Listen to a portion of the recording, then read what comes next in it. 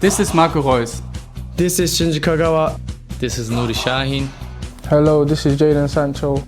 And you're listening to the Yellowwallpod podcast.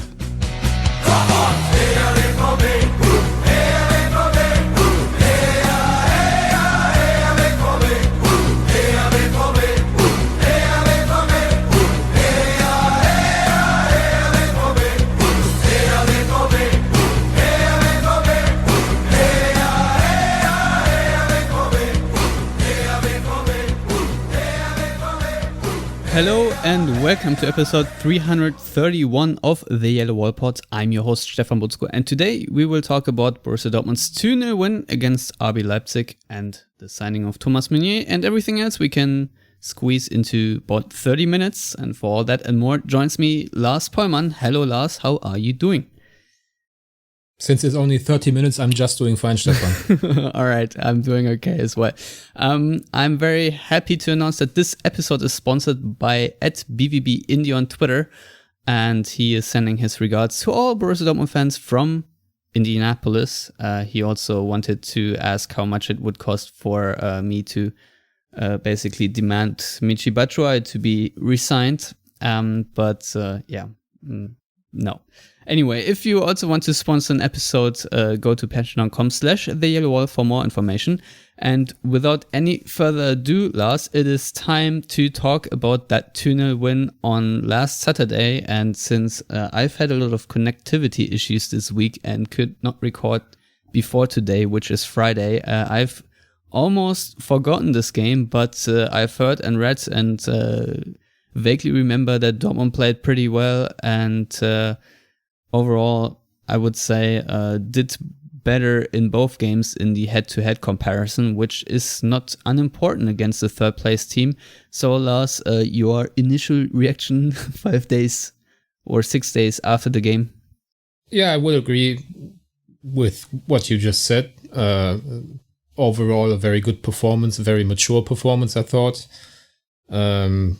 Being much the better side for, let's say, 75 of the 90 minutes. There was a phase in the second half where Leipzig were a bit more dominant on the ball, pushing Dortmund back in their own half a bit. But also I think Dortmund kind of invited that.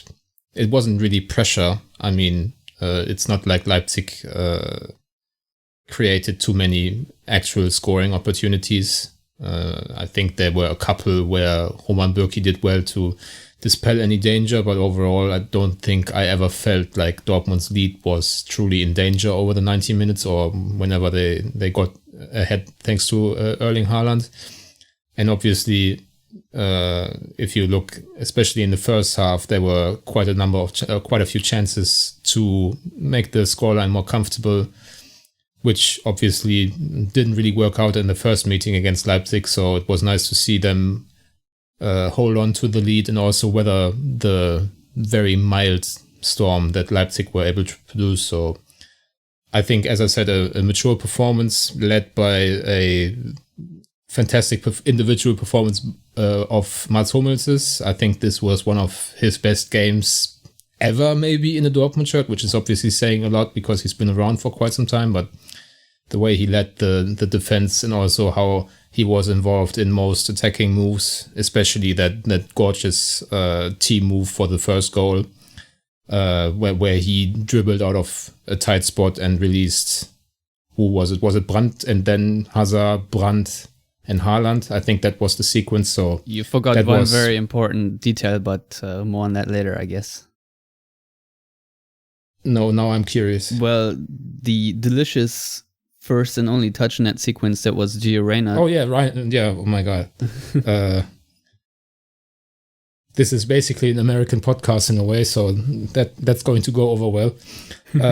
Yeah, I mean, overall, just a nice performance. Obviously, not the most tense game in terms of the outcome. I mean, obviously, there's some level of pride involved beating Leipzig to second place, but there's no such thing as a vice championship, even though that's a term in Germany we kind of use quite often.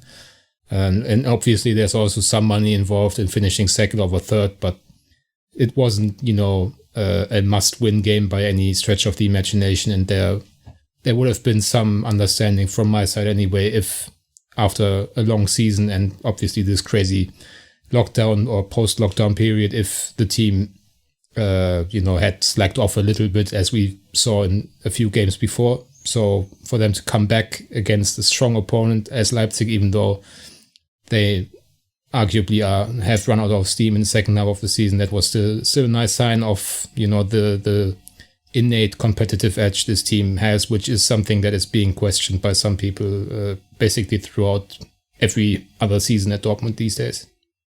Yeah, no, it was definitely a very good and mature performance, as you said. I'm also very encouraged by the showing of Matteo Morey, who was very solid, and I think got a lot of praise by the likes of Zorc and Emre Can after the game for his defensive showings, and obviously maybe should have even scored in this game, but not unimportant considering the right back situation, which we will cover in a little bit.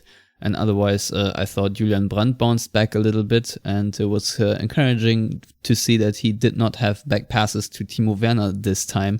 So, interesting also to see just how poorly Timo Werner played in those, 70 minutes or whatever, and then was subbed off in his final home match for Leipzig. So, Dortmund can be very happy with that. And obviously, Erling Haaland scored a brace. Yet again, a very good performance by him, and it's very promising. He obviously now scored his 13th goal in 14 appearances in the Bundesliga, which is, I don't know if it's a record, but it's pretty darn good. And we do have a record to celebrate, of course, which is that Dortmund now have scored 84 league goals, and that is obviously a club record. And I think there is some credit to the team, and obviously also to Michael Zorc, first and foremost, for assembling a squad like that that's capable of that, but also to Lucien Favre, who managed to outscore sides that were coached by the likes of Jürgen Klopp and Thomas Tuchel, even if the squad quality even has increased a little bit since, but still that's a gigantic feat, and something that Favre and the Dortmund players and the goal scorers can be proud of. So, yay. Any quick comment on that stat, Lars, before we move on?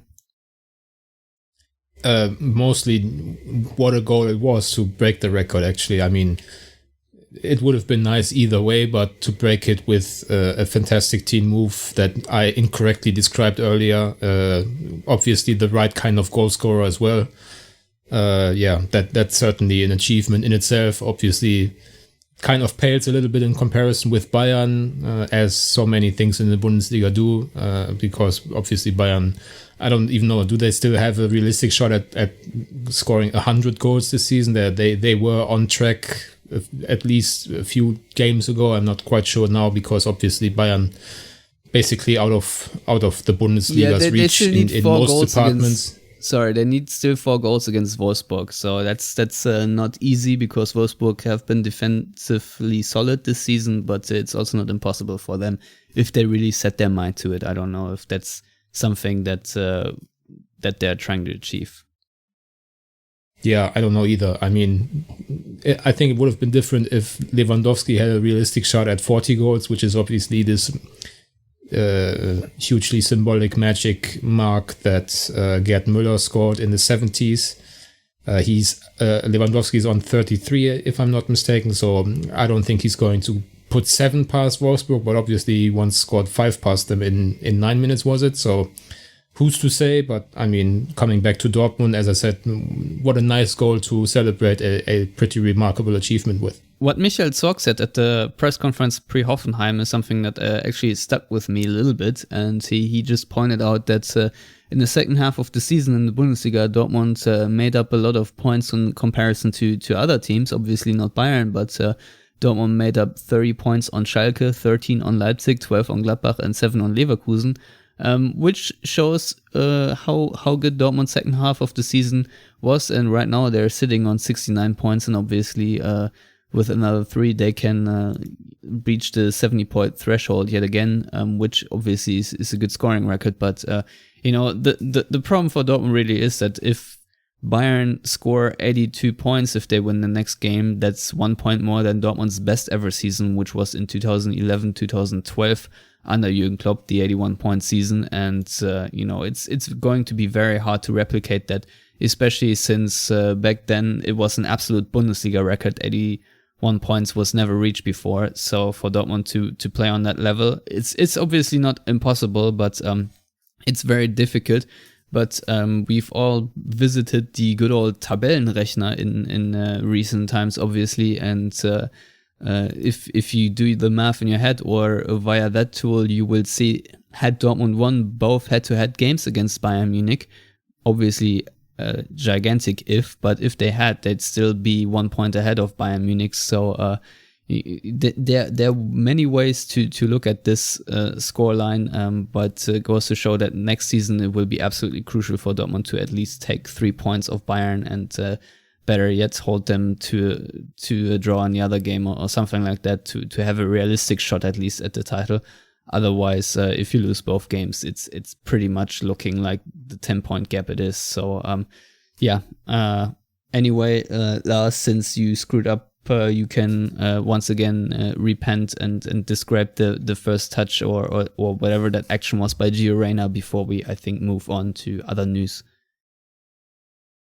I don't know what there's really left to describe. I mean, certainly great awareness shown by such a young player, but I think regular listeners know how highly I think we all think of Gio Reyna. I said before, or at least I wrote about it, I might not have said it here, that I think he's much further along at the age of 17 in comparison to his compatriot Pulisic, who obviously wasn't by any stretch of the imagination a bad player or like just a talent at 17, but I think Gio offers something even more tantalizing in terms of his footballing IQ. He might not be the explosive guy that Pulisic is, as people saw when he made the first step for Liverpool's title celebration on Thursday with a pretty dynamic move himself. But, Gio, I think, is more of a central player, is going to end up as a more central player than Pulisic. So for all the USMNT fans listening to us, I think that's a really exciting prospect of having two of these players playing together for a long time in the national team. Yeah, I wholeheartedly agree. Now, last week, I think I was, we all knew it was going to be announced, but I think we recorded before it was announced. Roman Bürki extended his contract for another 2 years, and it's now running until 2023. Lars, your reaction, please. Meh. All right. We've talked about Bürki on and off basically since I've became a part of this show in, 2015? That was back then his first season. I think we've voted him as player of the season on at least one occasion, but we've also talked about a number of mistakes that the number one at a club like Dortmund shouldn't make. I think I made the case pre-restart of the Bundesliga, or maybe in the first episode back, that, he's not having the kind of season a clear-cut number one at a club like Dortmund should have. And since then he's been really good. Outside of that potentially a mistake against Bayern, I'm still not quite sure how I would view that incident against the Kimmich chip. He was very good, for example, against Leipzig, even though they didn't produce too much, but whatever came in front of him, he dealt with it very well. There's certainly an argument to be made that I would make that, I think Dortmund could probably do a little better, but also you also always have to keep in mind, especially in 2020, that there's this coronavirus situation and a lot of uncertainty in the transfer market. So keeping with what works pretty well, I wouldn't say it works great all the time, is probably the smart move. And I think that's basically a carbon copy answer in some ways that you could give towards one of your next questions, I guess, which is going to be centered on Lucien Favre. Yeah, I was not going to talk about Favre, but we can obviously talk about that now, because Michael Zorc announced on Thursday that Lucien Favre will definitely be the coach on the Dortmund sideline next season, and that sort of ends the speculation, at least for now, for who will be the coach next season. There were names like Jesse March, Niko Kovac and whatnot, and I think Ten Hag of Ajax were all floating around. I expect that they will extend Favre's contract after the season, because I don't foresee them going into with Favre into the next year as a lame duck.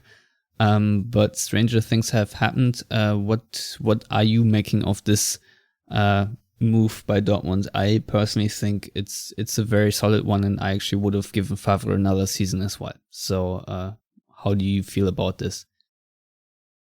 Yeah, I mean, I think as I said with Berkey, there's kind of a case to be made that it's not working out to like a 100% success rate, but since you don't have any guarantees when you bring in a new guy that it's going to work even close to 100%, especially in this current climate, it always makes sense to stick with what you know works pretty well.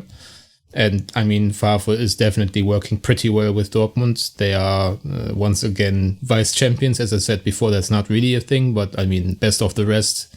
When Bayern are in your competition and doing well, which, you know, they did for 2 seasons, even though they weren't at their full strengths for large parts of both campaigns. I mean, ultimately they end up winning the double last season with, I think, 78 points. You already mentioned how many points they can amass this season, beating Dortmund's non-Bayern league record. So, I mean, it's not easy beating Bayern to the championship. Obviously, there might have been a chance in both of these years, but I think it's not only down to the coach that it didn't work out. I think, obviously, the cup performances, both in the DFB Pokal and the Champions League, have left something to be desired, and I certainly took note when Hans-Joachim Watzke, Dortmund CEO, talked to, I think, Ruhrnachrichten and kind of made that known that, you know, there should be a higher focus on the cup competition next season, as well as obviously pointing for the championship if Bayern, open that door.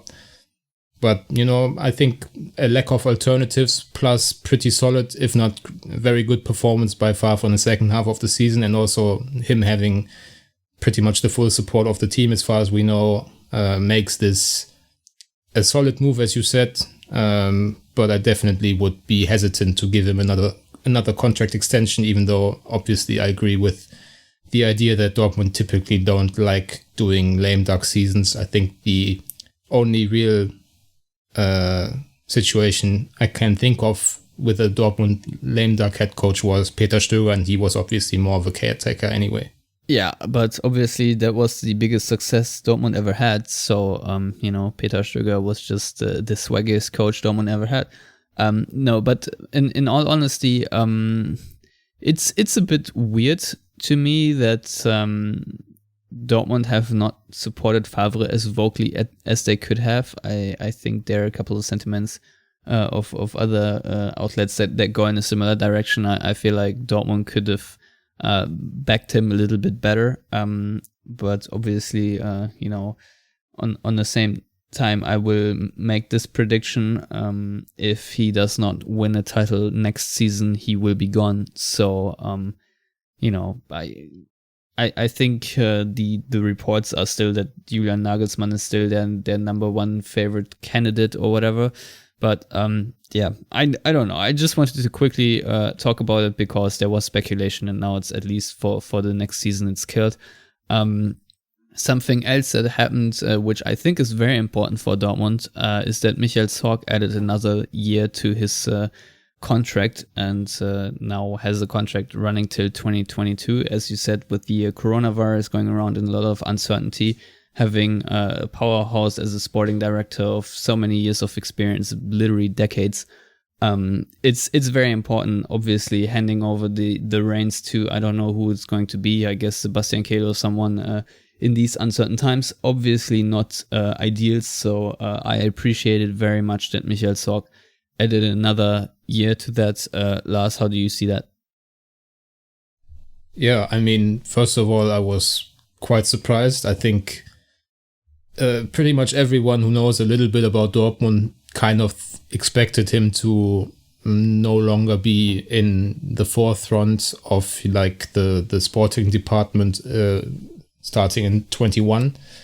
I think it's been made public, even though he's never really addressed it, that was kind of his exit point. But I think it's a great show of the service he has done this club over, as you said, decades. I mean, I'm turning 31 in a couple of weeks, and I don't know that I could consciously remember at Dortmund without Zorc in either, a very prominent playing role or a prominent role outside of the pitch. So, I mean, that's a really rare kind of thing, and the kind of relationship between club and one man.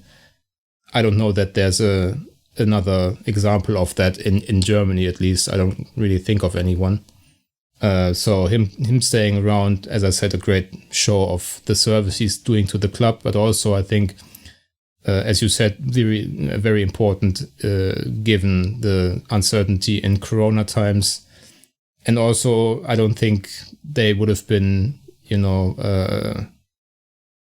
happy with giving the reins to, say, Sebastian Kehl in 21 just yet. I think they haven't really been able to, perhaps as much as they want, show Kehl the ropes a bit.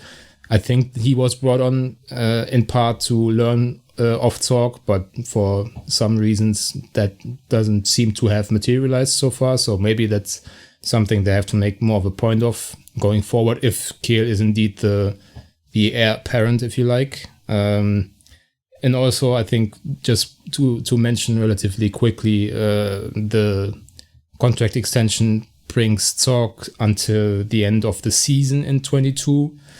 And at the end of the year 22, Hans-Joachim Watzke's contract as CEO is running out. And I'm pretty much predicting that Watzke is also going to sign a short-term contract extension.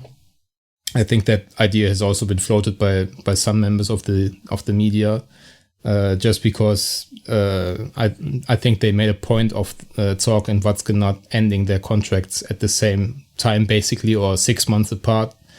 Which would now be the case, and I think that would be too much change at the highest level for Dortmund to handle smoothly. So I would expect that if Zorc is indeed going to hang up his suit in the summer of 22, that Watzke would probably stay on until 23, which would also be a good thing.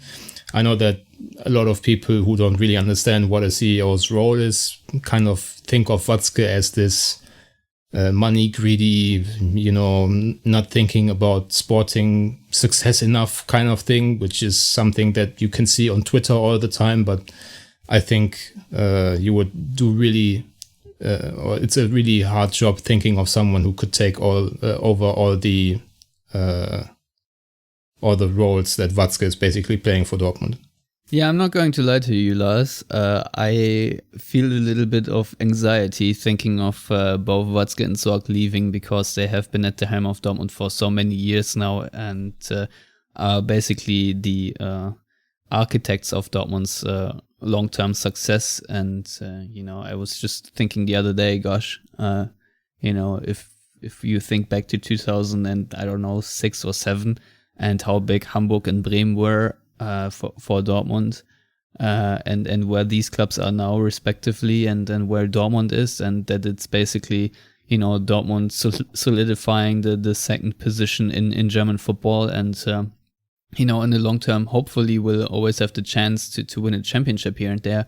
That's just a gigantic achievement, considering the city of Dortmund in Germany is not the most glorious, glamorous city, does not have the richest potential sponsors around. So, doing this in a structurally weak area, in comparison to, let's say, Stuttgart or Hamburg or even Berlin or so, it's pretty damn remarkable. So yeah, I'm feeling a bit anxious about the future, just because you just don't know how it's going to go. Because I do think that Michael Zorc is one of the best sporting directors out there, and you can very easily go on a streak of bad decisions, especially if you're feeling a lot of pressure, which you ultimately will when you work at Dortmund. So, yeah, we'll see how that goes. But in the meantime, Dortmund announced a new signing on Thursday. Thomas Meunier is joining them from PSG on a free transfer. He is 28 years old and will turn 29 in September. And he signed a 4-year deal. And before we talk a bit more about Meunier, which I honestly would say I can't say too many things because I don't watch PSG that much. Lars, today I woke up to reports that Hakimi may or may not join Inter for 40 million euros. His loan at Dortmund is certainly going to end soonish. I know you are also an Inter fan, so how conflicted are you about this move? Not really. I mean, he was never going to stay at Dortmund, I don't think, especially since coronavirus hit. There was a slight chance, I thought, especially if Sancho were to leave Dortmund in the summer, that they would use some of that money on Hakimi and a replacement instead of, what many people have floated, but which I've never really felt was, a realistic scenario in terms of signing Kai Havertz with the Sancho money. So I had already basically written off Hakimi, especially on a long-term basis. I thought, especially after the words of Zorc on Thursday in the press conference, that there was perhaps a slight chance of him returning on a loan deal. Especially, again, I mean, we've said it like 17 times in this episode alone, but during the corona impeded summer transfer window, a lot of crazy things can happen. I mean, the transfer window is presumably going to stay open until October. So, you could do... I feel so much dread just thinking about that. you could do a summer prep with your parent club, maybe start the season, but don't get the chances and opportunities you would have liked, and then be on the market again. But obviously, who's going to sign someone they don't really know for a lot of money in, let's say, early October? So perhaps there would have been a chance for Hakimi to return to Dortmund on a loan for one season, but I don't think that was ever a too realistic option. So in that sense, I'm not really conflicted. I just don't really think he's a great fit for...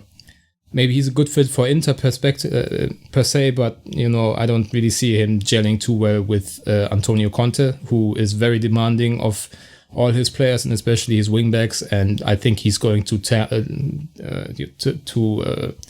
basically decapitate Hakimi a couple of times when he doesn't do what Conte wants defensively, which, I mean, for all his exploits going forward, we know that Hakimi at times forgets that he's a so-called defender. So I think that's something, that from an Inter perspective, I'm not quite sure how that's going to turn out. But obviously, I think, especially when we're also talking about Meunier, there will be a lot of talk about, hey, Dortmund should have just signed Hakimi for 40 million, which doesn't sound too bad, instead of giving a 28-year-old a 4-year contract, which is probably going to be relatively pricey, given that he's coming from PSG and had other options, especially in the Premier League. But I mean, because of coronavirus and Sancho not leaving Dortmund, they just didn't have the funds. So it's not a situation where they said, let's go with Meunier and Moret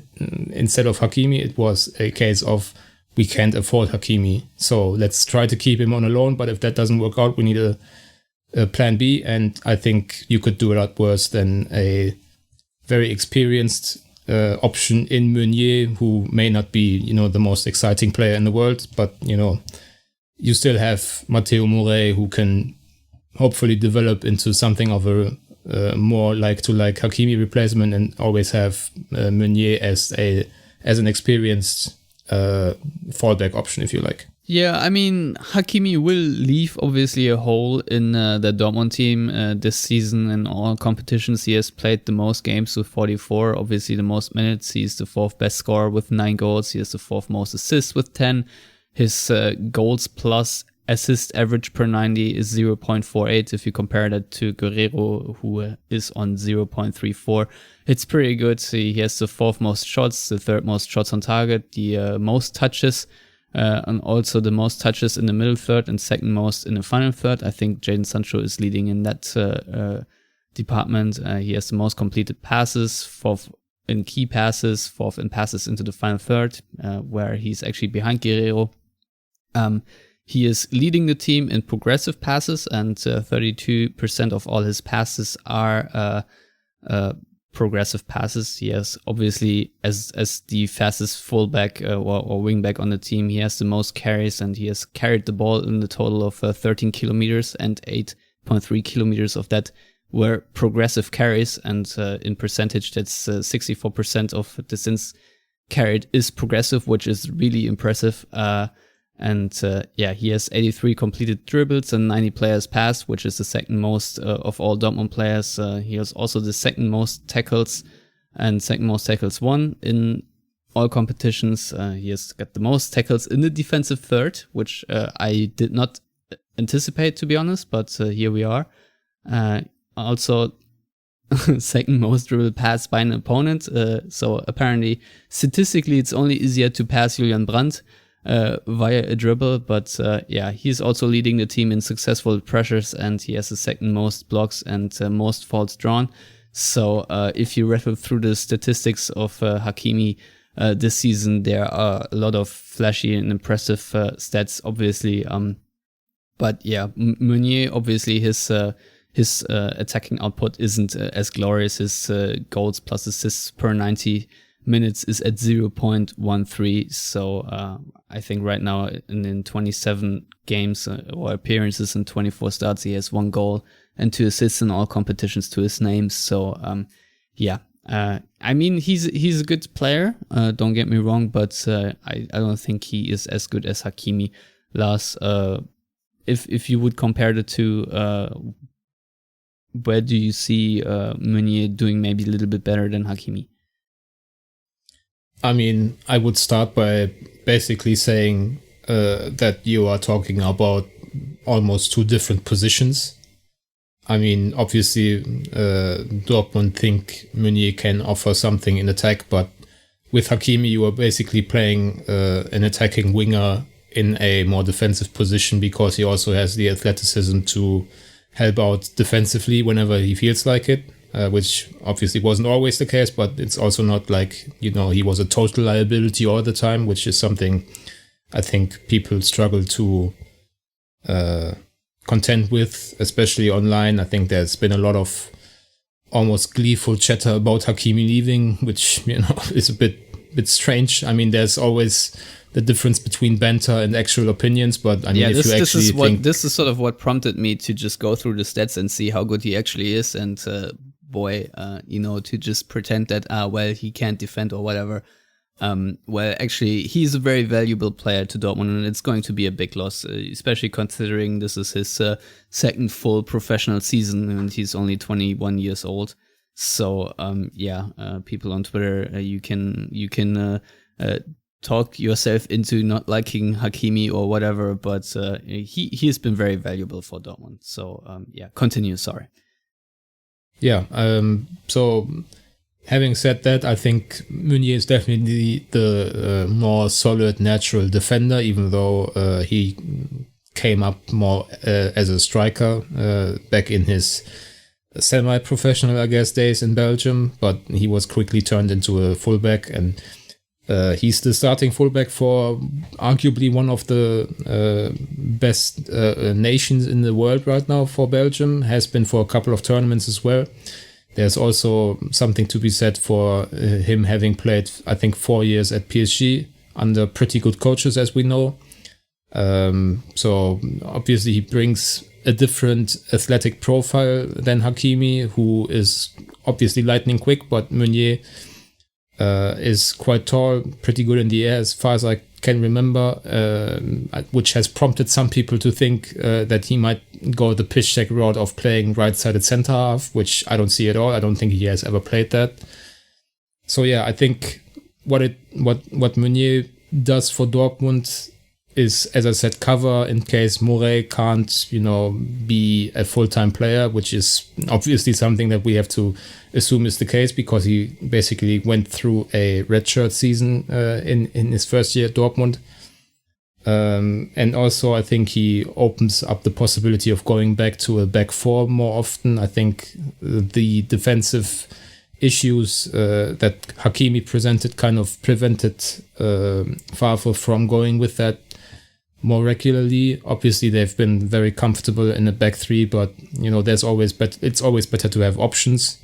They can also play with a back three, but have it in an asymmetrical way where it's basically a back four still. But that's kind of technical and unnecessary at this point. I just the one thing that I don't like about this deal is that, as you said, he's 28, turning 29 early in the season, and you are giving a player you don't really know too well. Obviously, you haven't had him in your own building, a 4-year contract, which is pretty pricey, as I said before. So you sign someone to a contract until he's 32. In this current climate, I don't know that I would do that, but I can appreciate that Dortmund and the much appraised Michael Zorc, whom we talked about earlier, know a lot more about this kind of thing than I do. And also you have to probably factor in that you might not have gotten a player with a relatively high international standing to come to Dortmund if you didn't meet his demands on the way, if you like. Yeah, you kind of need to give the player at least the idea that he's important and really wanted. So yeah, I mean it's good to have him. I guess we'll see obviously how it pans out in the long term. I don't know if he will be my favorite player and whether he will be above criticism. Probably not, but I think it's a decent move, especially considering that if you have a player playing at your side like Hakimi, who's doing too well, I guess is the perfect term, then they're going to be snatched up one way or another. I mean, this case was alone, but if Hakimi were playing this well and were on a contract with Dortmund, had 2 years left, you could also plan for another player. So I guess in that regard, it's positive. What really was negative, however, Lars, I don't know how else to say it. There was a photo, I don't know if it got leaked or someone just posted this, where Meunier was already sending in a new home kit. And sometimes I see a home kit and I think, oh, well, maybe it at least will look good on the players. But this time, god damn it, this is atrociously hideous. Especially with that 1-on-1 squarey thing box. Ugh.